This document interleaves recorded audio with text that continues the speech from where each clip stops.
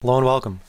In this demonstration, I want to provide a solution for our last challenge. So I want to provide a solution to our C program that is taking a number of minutes and converting it to what that representation is in days and how many years that is. Again, not necessarily a practical program, but it will demonstrate a few key concepts that you guys can learn, mainly using arithmetic operators, getting input from the keyboard. And also, you do have to use the cast operator for this, which I might not have mentioned in the challenge, but hopefully you guys figured this out, because when you do the, maybe you don't need to use the cast operator. You shouldn't need to. Initially, I was thinking a solution needed a modulus operator, but if you do a modulus, it only takes a two ints, I think. So anyways, let's get started. Let's start up Cold Blocks. And let's create a project, go through the basic stuff that we're pretty good at by this point. So I'm not going to go into it in detail. You can just watch. But I'm going to create a new project, and it's going to be a console project, and definitely going to be C.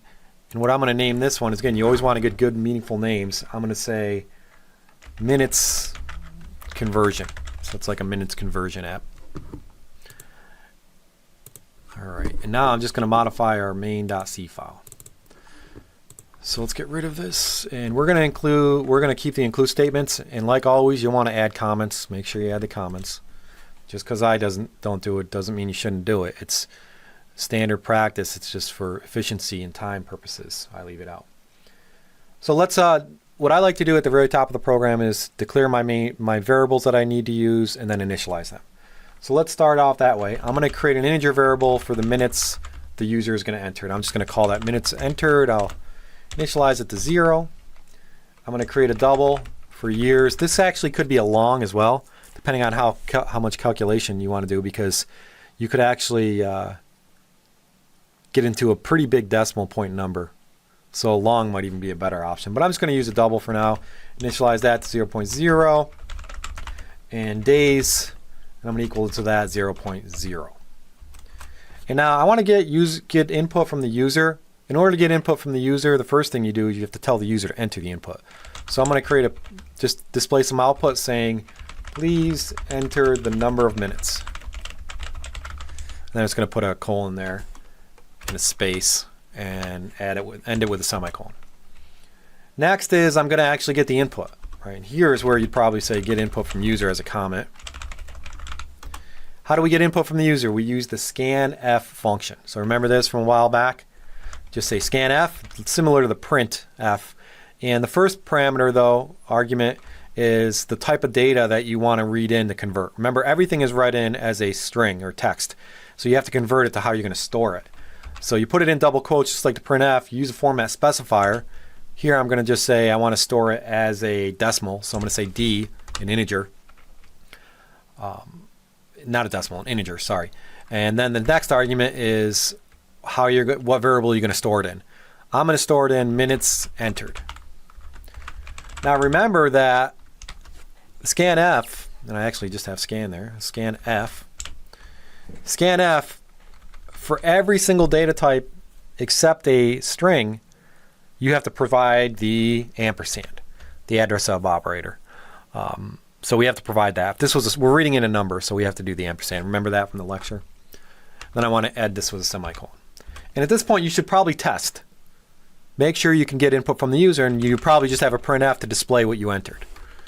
But since I know that this is correct, I'm going to move on. I'm going to need to do a calculation on line 15. Mainly, I want to store the minutes in years. Okay? So what I'm going to do is create another variable that I forgot about, which will store the minutes in year, because this is going to make it easier. So here I'm just going to say minutes in year.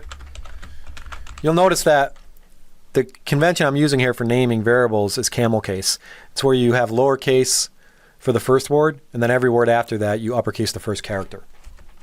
I didn't explain that earlier, so I thought I'd mention it. So yeah, the first calculation, I want to set my minutes in year, because this is how I'm going to calculate my year. So minutes in year is actually going to be equal to, and I like to use parentheses just to organize so everything's clear, it makes it more readable. It's going to be 60, because 60 is the number of minutes in an hour. and I'm going to multiply by that by number of hours in a day, which is 24. I'm going to multiply that by the number of days in a year, which is 365. And so this calculation is going to give me how many minutes are in a single year. And I can now use this to calculate my years. So here on the next line, I can say years equal. So we're using assignment operators here, the equals. And then what we're doing in those parentheses on line 16 is we're using the asterisk, which is a multiplication. Right? So pretty neat. Years is just going to be equal to, and again, I want to use parentheses, the minutes entered, which was done by the user, divided by the minutes in the year. Right? So if you entered 5,000 minutes and there's 20,000 minutes in a year, 5,000 divided by 20,000 is going to give you how many years there are, which would be 0 point something. To calculate the days, here I'm just going to say minutes entered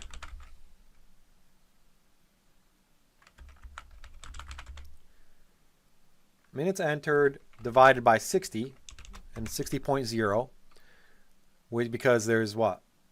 There's 60 minutes in an hour, right? And then once I have the hours, I can then divide that by the number of days, which is 24.0. And I could have put this in another calculation if I wanted to, but again, I want to make sure that we do this in the correct order. So first, I'm going to divide minutes entered divided by 60. You don't have to worry about this actually because we're doing division here, so the associativity will be left to right, and I actually don't need these parentheses. But I always like adding parentheses because it makes things more readable. So let's add that last one. That's kind of redundant. I don't even need one here, so let's just leave it out. Only the first ones. And this should display our days. Now that I've done my calculations and used some of the operators, I want to do a printf to just print out my data. Here I'm going to say print out the minutes first, %d, minutes is approximately